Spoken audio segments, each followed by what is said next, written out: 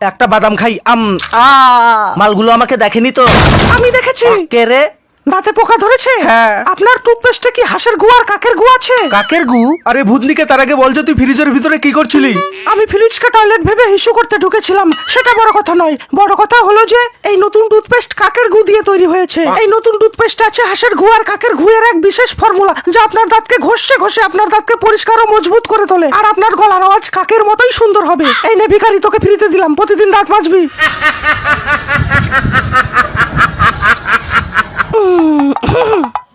মা, একটা প্রশ্ন ছিল। কি প্রশ্ন? তুমি বাবার টাকা চুরি করে ব্লাউজের মধ্যে কেন রাখো? কারণ তোর বাবা যাতে টাকা খুঁজেই না পায়। মা, তুমিও যে কি করো না, বাবা তো সেদিন ভুল করে কাজের মাসিটার ব্লাউজের ভিতরে খুঁজছিল। আচ্ছা, বর বউ দুজনে কি কথা বলছে? শোনো, আমার বিড়ি না খেলে পায়খানা হয় না। আরে কোনো ব্যাপার না, আমারও সেম।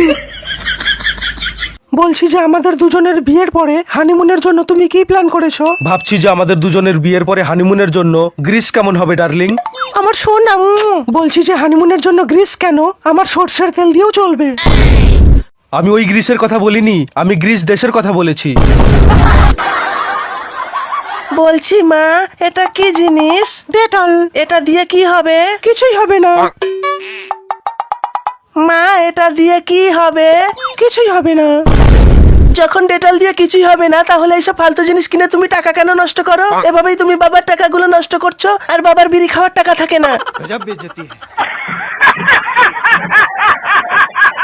আগে আমার খুবই বিড়ি সিগারেট খাওয়ার নেশা ছিল। আমার তো বিড়ি না খেলে পায়খানাও হতো না। কিন্তু একদিন আমার মাসি আমাকে বিড়ি টানতে দেখে ফেলে। তারপর একদিন মাসি আমাকে বলল, বিড়ি সিগারেটের নেশা ছাড়তে হলে নিকোটেক্স খা। তারপর থেকে এখন আমি সিগারেট আর নিকোটেক্স দুটো একসাথে খাই। ডিঙ্কা চিকা ডিঙ্কা চিকা ডিঙ্কা চিকা।